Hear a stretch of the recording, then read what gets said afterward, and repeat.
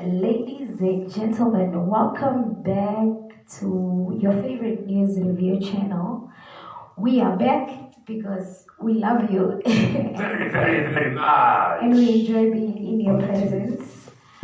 This week and this particular episode is still sponsored by the Cedar Vibes Car Wash, where we wash your car properly because not only are we good at it, but we strive to be good at it. So yeah, the link will be shared as well as we'll show you, what we offer because that's how much we love you guys.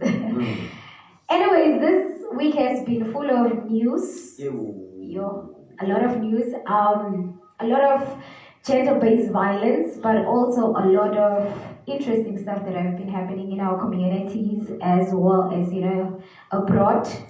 I'm terribly disappointed by the declination of Putin not coming to South Africa because I wanted to see what was gonna happen. I like drama, guys. So when it's far from me. I think maybe the guy he had to think twice to say it might be havoc. the earth might shake, or maybe the what is the thing? The ICC is the ICC. The ICC is just bullying that guy. Yeah, so maybe he thought maybe they might really go look for me, and I might be away from my soldiers, and I can't command from there a nuclear weapon to just flash away the whole South Africa. But whatever the whole thing is, it's a little bit. But I think the South African, especially. What is this guys?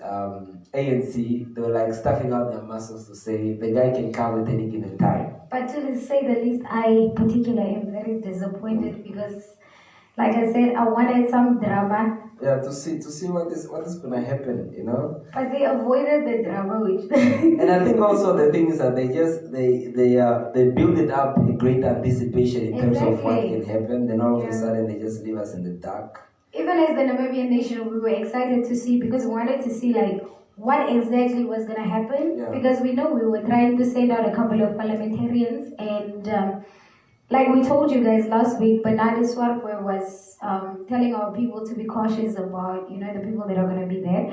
But other than that, we were ready. We didn't care. We were like, whatever happens. Yeah, exactly.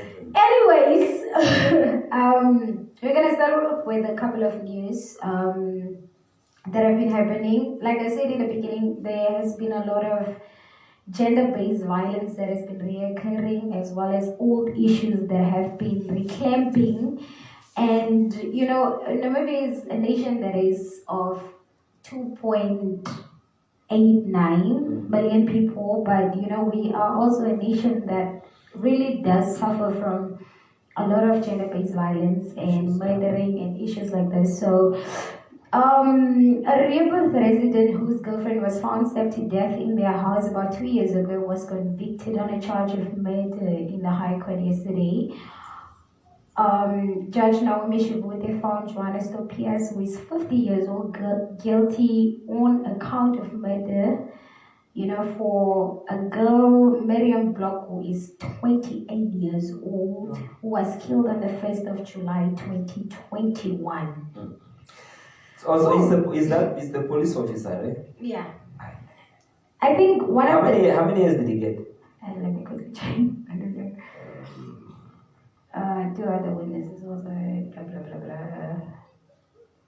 Yeah, one of the issues that I wanted to discuss about this thing is that a lot of people think in Namibia we do not have forensics, guys. We do. Yeah. We do have forensics, whether you like it or not. That's, I think, one of the reasons why it takes so long for Namibia to deal with, especially issues with gender-based violence, is because we want to be thorough about it. And one of the things that we spoke about it last on the channel is that in Namibia, one of the things we do properly is we take our time, but when it comes to push and shove, things like rape, things like gender-based violence, things like animal theft, we are very proper about it. We'll give you about roughly 110 years like that guy. just to send you away. Just to put you away from community, because I think a lot of people think the justice system in Namibia isn't proper, but what you need to know about justice system around the world is that if we have time, we will definitely use our time properly. So I think with this guy, because he was represented by a very well-known African, a lot of people thought he wasn't going to go to jail. Yep, and the other thing is the guy's 50 years old. Oh, goodness, man. 50 and the girlfriend was like in the 20s. Yeah, and it says the medical doctor who carried out a postpartum examination on the girl reported that she had been stabbed multiple times in the neck, chest, and back, sustained injuries on her heart and liver. So even if we were trying to do anything, she wasn't gonna. Yes. But the funny part is, what is that they didn't put the how many years the guy was sentenced? I don't think they did. Or maybe they found him guilty, but they still need to, like they did in the Masafat case, whereby they still need to pronounce the sentencing. Yeah. I think that's the case. But for me, I tell you, in most of those cases, it is just jealousy and stuff like that. I think one of the issues that we particularly deal with Namibia, especially when it comes to gender-based violence, is a lot of insecurity, especially from the side of the men. Because now it says at the court hearing during the trial, Tobias arrived at the house of one of the state witnesses at Rehoboth on the 1st of July 2021 and told the witnesses he was tired and finished and he needed to kill his wife. And this girl is not even his wife, it's just his girlfriend. Yeah, but then, as I was saying, you realize that when it doesn't matter, it can be vice versa. Yeah. If there's a big age difference, that brings a lot of insecurity and that brings a lot of jealousy. So now when these people being into this, it's just the same applies if same-sex genders are dating each other. Yeah. There's always that high level of insecurity because like maybe this person might change their mind about the relationship and stuff like that, And now, whether or not the guy has proof, they always just feel intimidated to say they might be seeing somebody else and stuff like that. And that's where really they just end up taking their life. Like the last time we spoke about the issue of the age differences, in the beginning it doesn't seem like an issue. Yeah. But at the end of the day, when the level of maturity comes around, it's a thing of like, it's a problem. This person, so I know of a guy, he's an elderly man. So this man was like 70 years old. The guy is elderly kids, man. The guy is divorced. There's elderly kids. He's having big elderly kids. So then he was dating a girl that was like 21 years old. Then it's like towards his 70s. So I personally asked him. So his youngest son was around about 23, 24.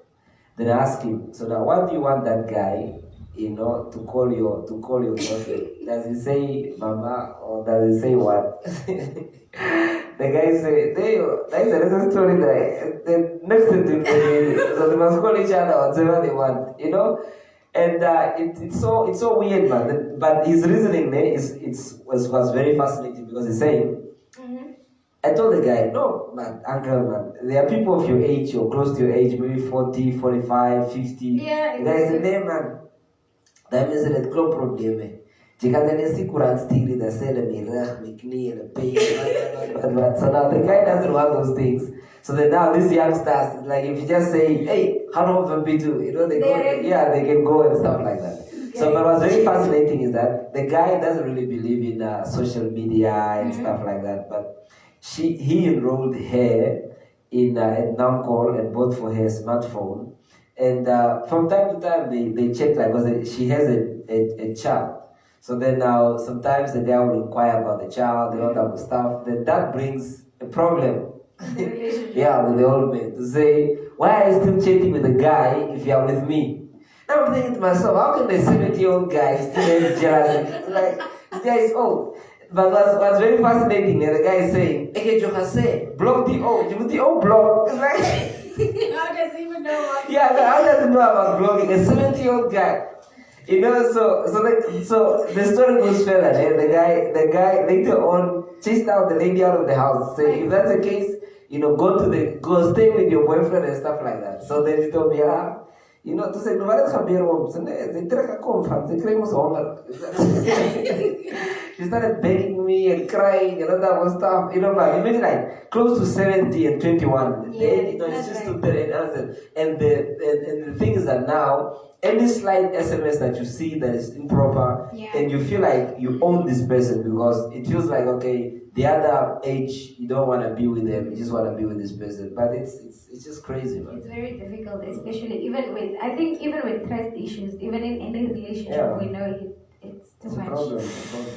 Anyways, on the other news, guys, woman that was allegedly murdered and hanged by a boyfriend. I think this thing came to us as a shock, especially with us who read news on a daily basis. We were like, Elizabeth Simon, who is 31 years old from Okapaya village in the Masati region, was allegedly killed after being hit with a piece of iron on the head by her boyfriend. This happened last Sunday.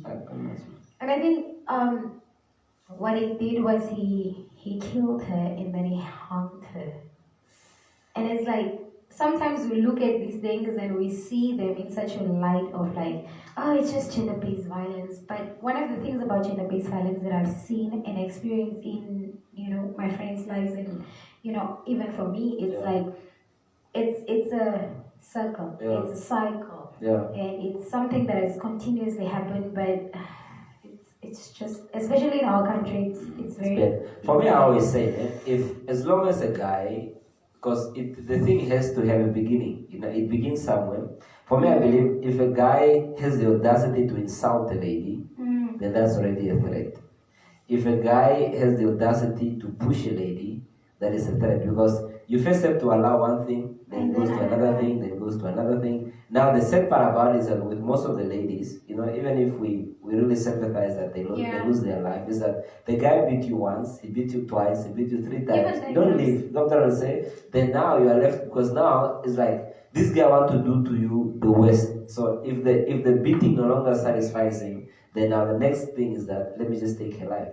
Because now it's like, how do you kill somebody, a lifeless body, then you still find it in yourself to hang somebody. Because when you are hanging them, you want them to feel the pain of hanging them. That even if the person is dead, there's that anger within him to say, I still want her to feel the pain. And it's those type of stuff. That's why people must learn. That's why for me, man, the thing is that you can never say the person loves you if they do everything in their power to hurt you. Whether it's being abusive verbally, they are abusive emotionally, and they get to push you around and stuff like that. Doesn't matter how minor the thing is, it's always going to lead up to something much more bigger, and people don't get to see those type of stuff. But the problem is that people, they are dying for love, so they want to be in and the crazy thing is that he actually took his own life as well. A lot of people actually did see them arguing. They were seen like fighting Friday prior to her being hanged on Sunday, and you come to a point where you are like, Sophia, I almost spoke African. Sophia means and like people are in the cycle, like continuously, and from the outside it looks like, you can just leave, and then you have a sit down with these people, and you realize that not only are they physical abusive relationship, but it's like a mental and psychological abusive relationship, and it's like, why can't you just go run? I want to run with you, but then it's a problem. I was talking to somebody that is involved in a major case in Kidmat, and what happened was because they called me, are you able to pick me up and stuff like that. So then the only thing that this individual does is just drink themselves to sleep. Now the person is saying, the world think like I'm okay, I'm fine, but I'm not okay, I'm not fine, I can't sleep and stuff. Then the person started speaking to themselves and saying, you know what, I'm a smart person, I have qualification, I'm the person I'm with, they don't have anything, why am I still in this thing? And you can feel like based on what the person is saying, they feel like they're trapped. Then I'm saying you can just walk out for your own life. You know what I'm trying to say? Now it's like, all type of stuff. The person is just really something that I don't want to mention names, but it's a bad place to be as an individual. But you realize that it's just worse. I think one of the things that is so hard for people to move away from is the fact that a lot of people try to see the good in the present, even if it's like it's so detrimental. But we as human beings we are taught see the good in the present, regardless of how much bad they have done to you. So when you look at the person, you're like, I mean, they beat me to sleep every night, but it's like, I mean, they still provide. One of the things that I'm currently doing with a lot of women is like, learn to walk away. Learn to walk away. And even if you just walk away with your breath, the breath in your lungs, walk. Because at some point, somebody else would be able to give you back whatever you think you have lost. Because, I mean, the reasoning that I think is detrimental for a lot of us is like, a lot of women tend to forget that whoever can give you a resting place, sort of like you can rest your head on this thing, you can still work. Even with married people, it's like, if this man beats you up every day, my friend, go back to your parents' house. If you do not have a parent, it's no longer love. Because I mean, if somebody can be able to beat you and they are like, I still love you, how can you love a face that you beat with your fist? It's not okay. Because the other thing is as well, it's bound in tradition and beliefs. Because many people they feel like every relationship is its own thing. And it needs to be hard work. So and it is its own thing and all type of stuff. So now they feel like, you know what, we can always get to work through this all type of stuff. But if it's abuse and it is life threatening and stuff like that, you can't really be in a place where you feel like I can still be in this relationship, even if it means that my life is at risk and stuff like that. But it's deception. It's deception. It's just like somebody being milked. So this woman is just there for money, but he doesn't realize anything like they still love. Even if the only time the person is calling is just the 20th, the 30th, the person they go like they love you. Like, oh, next day. And it's a problem, man. So I think there has to be a change of mentality in people and stuff like that. But guys, honestly, we do sympathize with people who go through these things, because I mean, as much as we speak about it, we are trying to help other people to see the reality of it. It's fine to also walk away, because at the end of the day, if somebody is able to beat you and look in your face every day, they do not love you, and you need to come to the realization of that. Other news is that, I think this is like sad news. The late Jacques Jacobs was the flight instructor and the engineer that lost their lives. The late Jacques Jacobs was a pilot of the helicopter that crashed in Swakopmund on Monday. That just hit me. Somebody that you know? I know the son. Child of the father that passed on. I mean, it's when you look at the things, right, it's so easy, especially with my cousin's child that hanged himself. From the outside, it looks like, okay, this is just a regular thing that happened to somebody, but when you look at the joy and you see the outside of it, other than just what the act that they did, it's like, even if somebody killed somebody, you're like, but I know that person on a personal level, I don't think something had to push them. And it's like, when I heard the story and I saw the name, I was like, I mean, he liked aviation so much so that he wanted all of his kids to experience it. And unfortunately, my friend he likes choir music and stuff like that. So when I saw it, I was like, it's such a sad thing to see, but it's also such a great thing to see, because as much as his dad loved that side of it, he still enjoyed seeing his father being happy about it. So I think when we look at aviation, we see a lot of people being, why do you like being in the air? I think it's one of those things where you're just like, I'm grateful that I knew the person, but I'm also grateful that maybe I had the opportunity to experience somebody that was that great. But it's for me, I always say that every single day of life, it's a risk. I'm not saying so. You can step out of the house and literally not know what's gonna happen to you. A donkey can step on you. I'm not saying so. It's just too much. Well, it's a joy. And so I think I'm gonna finish off my story with the police at Whitefish Bay are requesting the public to help trace the 8-year-old Marie and her 2-year-old more I best. saw that thing. Oh man, that thing is just. But then now sometimes the only thing is that have you ever seen the other artist, gospel artist? What was her name? She also just went missing, Yeah. like in Kidmans or something, you know. And sometimes it's either sometimes, you know, people just want to get away, or We just really need a something, break. yeah, or really something happened to them. You know what I'm saying? Yeah. And now we are here searching. You know, while the person is just, you know, it's a safe spot somewhere and stuff like that. You know, or it might even be that you know, The really, other false story. yeah, you know, something bad happened and stuff. I know my wife's cousin has a brother that is a police officer. I think they've been looking at Oh, the this guy. one guy. Yes, they've been looking We for are that still guy. looking for him. Yeah, they've been looking for that guy since I think December or something till now, you know, and it's just very devastating because you don't know, is the person still alive? Is the person okay? Yeah, they dead, you know, where did they disappear to and why did they disappear, you know, who were they with last, you know, all this type of stuff, but it's always an issue and stuff like that. Yeah. But then for me, I don't understand is that I think in the place, even with the DNA thing, I think we must be able to advance as a country to a stage to say, let there be a tracing that can be done. If a person is born or they go to the hospital, you know, they must be able to say, okay, we draw your blood, have your DNA. If anything happens, go in the system, type in some numbers, then we can easily trace something. Then you can make easier with the rapes, you know, especially with the rapes, murder, all those type of stuff, and then it becomes easier. And number two, as well, is that most of these people carry their phones. So you must be able to say, let me say for example, close to what tower were they? That's a first starter point if you want to look for somebody. I saw people, you know, are driving around house and at the other place looking for a person, but it's aimless if you do not know where the person has went, you know. But then if you're able to trace a person from the phone, it makes it easier because then you're able to tell, okay, they were this tower last, this is what they did, or this is the person they spoke to, all this type of stuff, you know. It's amazing today that people have access to people's phones, even your SMSs with your passcode and all that other stuff. So it makes this problem, yeah.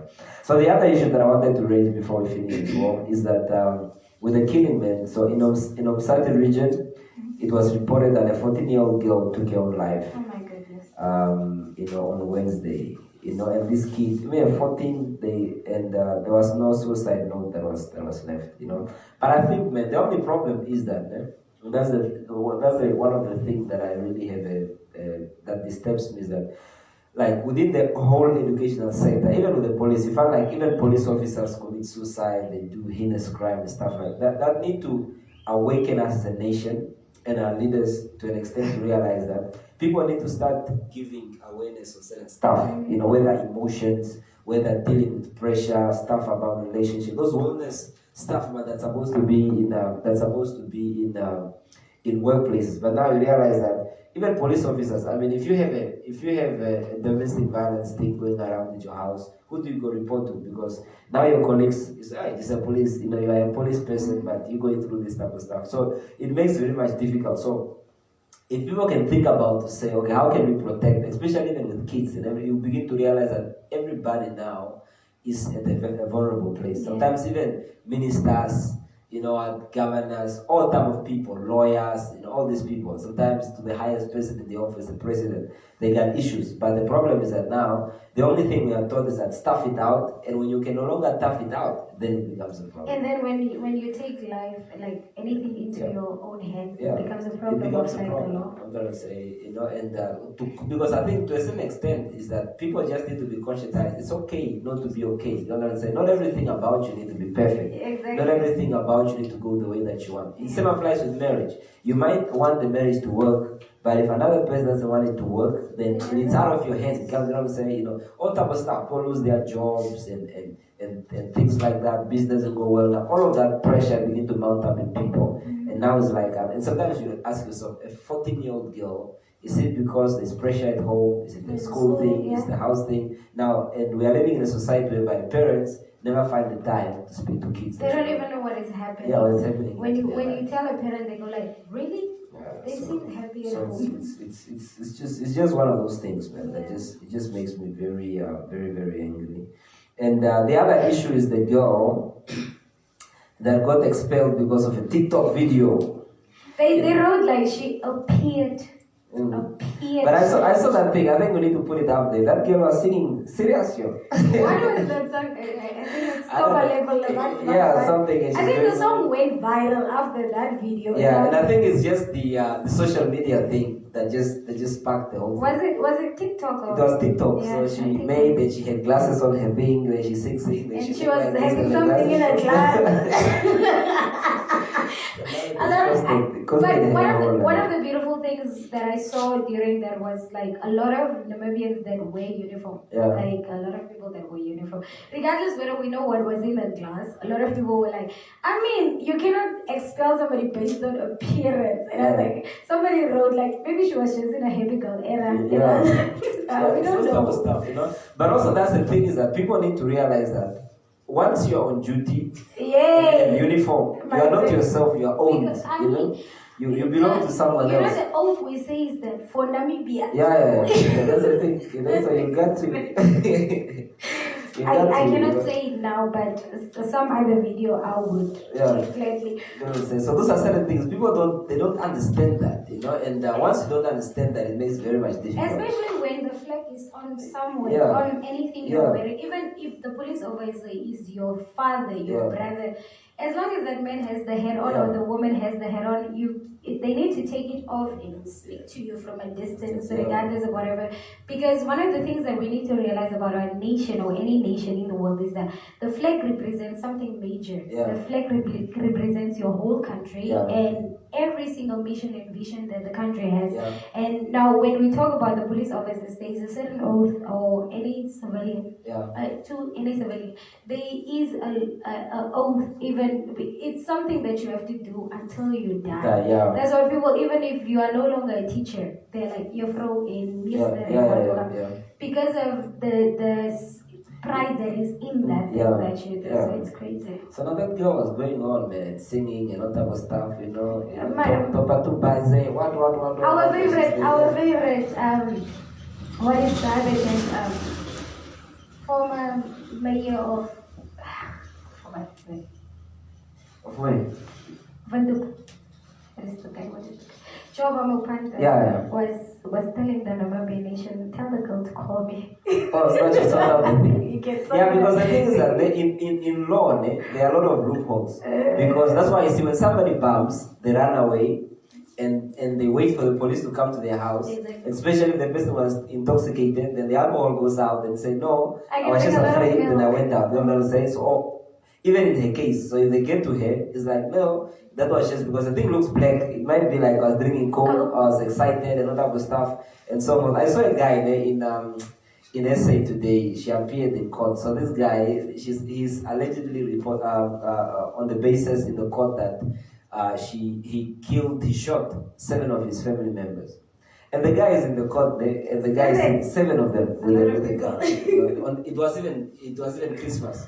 So this guy did there, so his attorney is busy presenting the case for him. The guy just started crying. It's like in the middle of the whole thing. So then I was so fascinated then to say, the police officers, the judge say, can you please give the person that you're representing water, and you got some water, they give the guy. And they are zooming into where the guy is there. I'm not seeing any drop of tear, nothing. The guy is just like, it's dry, And the guy and the judge ask him after he has calmed down, they ask him, but what made you cry? So no, I just felt something when he talked about my health. And the guy and the guy started crying. I found it very funny. But the thing is that if you watch the video someone who was crying is like, there's that stage of coming out of the cry, settling down. There's nothing like his voice have changed and anything like that, like his emotion is affected. The guy is just purely talking, I got affected by him mentioning this. So now the guy want to be dismissed on the grounds that is unfit to stand trial. Right. Yeah, so like sort of. But then he was in the trial the whole day. Yeah, but then now what the judge is that his attorney is fighting, so that the court say that now the crying is part of the play to build up the case. So that's the reason why the guy is doing that. I can never be a lawyer. I'll be somebody. So because the thing is that there are a lot of loopholes, because whatsoever you are able to prove it's not wine is thing, and it's from a distance and take the video. I'm just happy. Did you guys DNA test to find out how many of alcohol was in her body? Nothing, so the share that can be raised. And now, unfortunately, the thing is, it has been a couple of days, so. Let's look at from the day that they dismissed it, quote unquote dismissed it. There's nothing they can prove of it because they didn't even go to the girl and be like, let's take a day. Since you are saying you are not, let's take a test. Yeah, I think for them, they are just agitated by the fact that their image has been affected, and especially the uniform because the uniform is it's a big thing, So now, sort of like they want to send a message to say.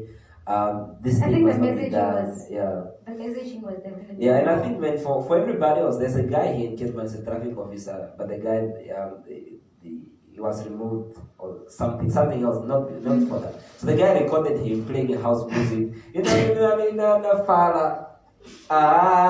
guy has doing the sounds in the uniform, in the police car. I have that video. Oh, you have it? Okay, very good. So we want to, for the sake of the guy's integrity, we want to mention. Now the guy is there. When I saw that thing, I was laughing. But I said, for a whole normal person, you wouldn't want to do something like that within the uniform to say, you know what, you are, especially the type of job that you're doing. Exactly. And the guy is going, no, fella. I mean, a lot of us already do not it's a problem. find liking in you. Don't do it. So it's a problem. But I think it's just a thing of immaturity, and you also feel the moment, and you wanna I guess, but you can't contain yourself not to do something that you know is wrong. That's a problem. So the other news, I don't know if you guys saw, on the 27th, the Minister of Finance, Mr. Ipumbu Shimi, is coming to Ketmat. Come on, guys. And he's going to be addressing SMEs and small enterprise businesses on switching us. To me, I'm definitely going. So I'm having 3 questions for the guy. Okay.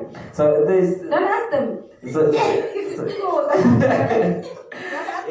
there's a number of stuff that I wanna, because the guy is coming, it's gonna be on business and maybe loans and stuff like that. But I think it's gonna be very much packed. So they're going to be hosted by the municipality, I think, and that's gonna be next week, Thursday, from 9 to 1, something like that, And though the ministers are coming, maybe there's a budget of 50,000 just for the food, the snacks. So you're good for the food. So to me, for anything.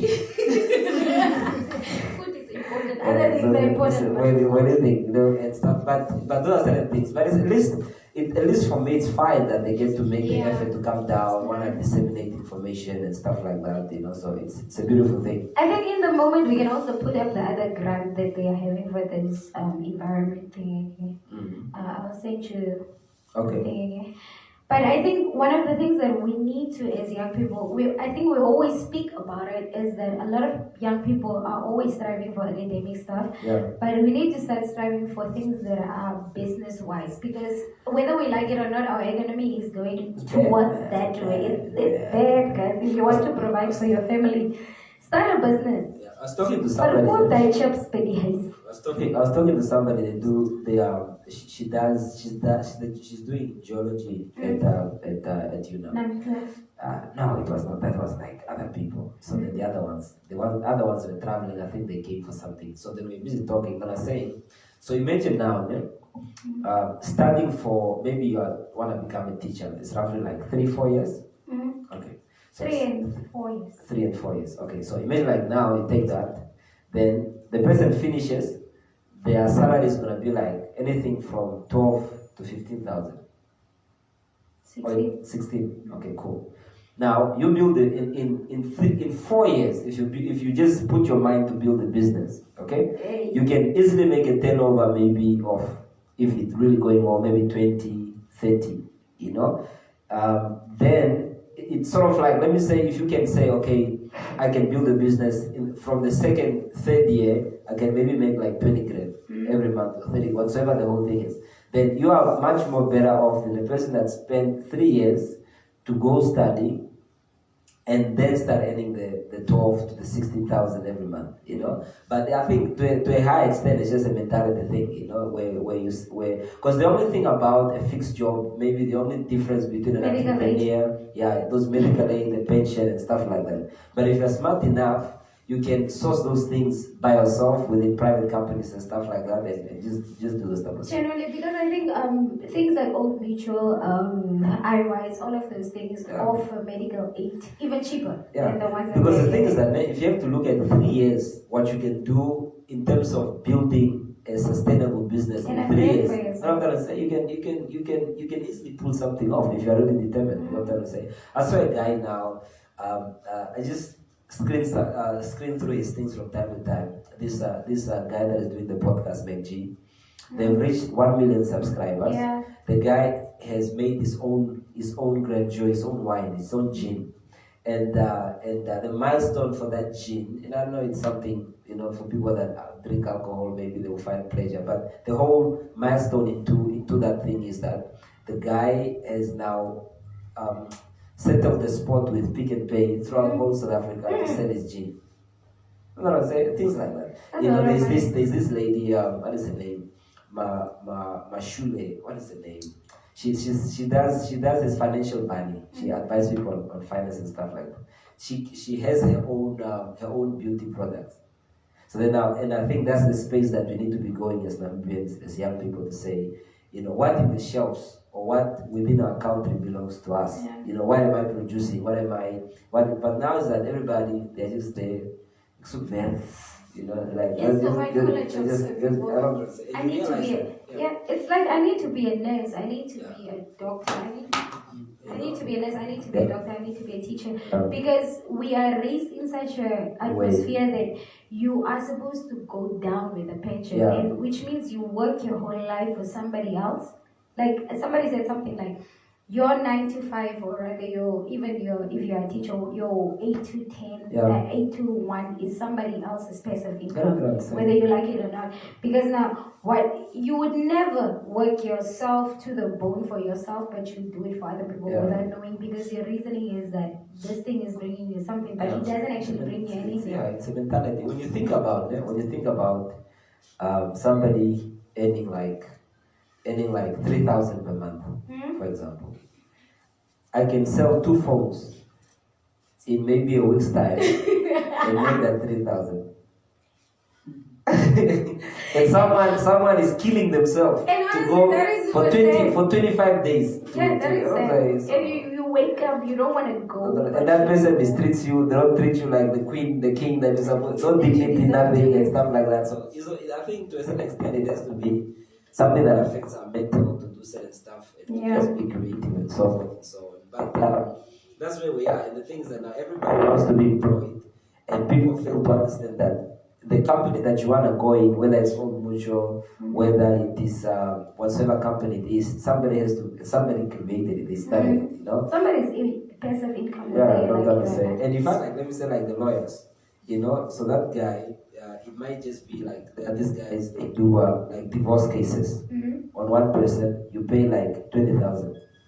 Talking of divorce, just filing papers. Yeah, but did you see like they are changing the what are the things, the terms of divorce?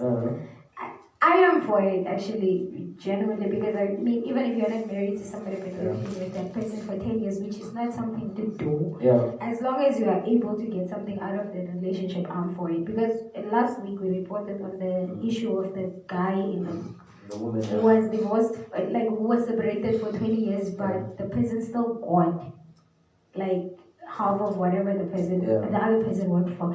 And I think either it's gonna push people to get married, or it's gonna push people to be alone forever. But I'm for whatever it is. So I think it's a lot of things that we need. Yeah, there was a time in Vindu. Even now, we don't have a database when it comes to people that get married. You can find one person married 3 times, and it doesn't reflect in the system. I know. Yeah, so it's just crazy. So there was a time people in Vindu, and Ochivarongo, where people are getting married, at the court and outside of court. You find like these pastors and then these marriage certificates, they are legally allowed to marry people. Then some of the women, their job was just to get married to foreigners. For them to, you know what I'm trying to say? And they charge like maybe like 40,000, 50,000, whatever the case is. I know someone specific that was in Ochivarongo did the same thing. And what happened was this guy, they got divorced. I saw the final divorce. I asked the guy, bro, what's happening? I said, you guys telling me if I never married this woman, I could not have what I have today. Oh, even me, I know somebody. Yeah, so Very close cousin of mine that is married to a couple of foreigners. And it's a problem. The person can like easily charge like 20,000, 40,000. You think that it doesn't? My cousin got a house and a couple of cars. Really? And she got farms. Really? At some point, you tell people don't do it, and she's like, it's a business, and I was like, it's a business will kill you. It's a problem. Yeah, but that's where we are, so especially where we are now with the youth. We need to realize that our government did not help us for 33 years. Our government doesn't have money. And, we are out. And if things is going to change, we need to be able to do certain things differently. Okay, to our viewers, we've come to the end of our podcast, episode 8. And if things goes as planned, we might be streaming from a different venue on the 29th. We are excited for new so we might be going a little bit bigger. There's a gig that is open somewhere somehow, so if things goes well, so we might be streaming from a very nice place next week. These are things we are doing for you guys. So if you still did not subscribe, please do, and tell your neighbor to tell their neighbor, so that we can take it much more bigger. So I want to do amazing stuff, and just to be able to expand it. But rather than that, we are out. See you guys.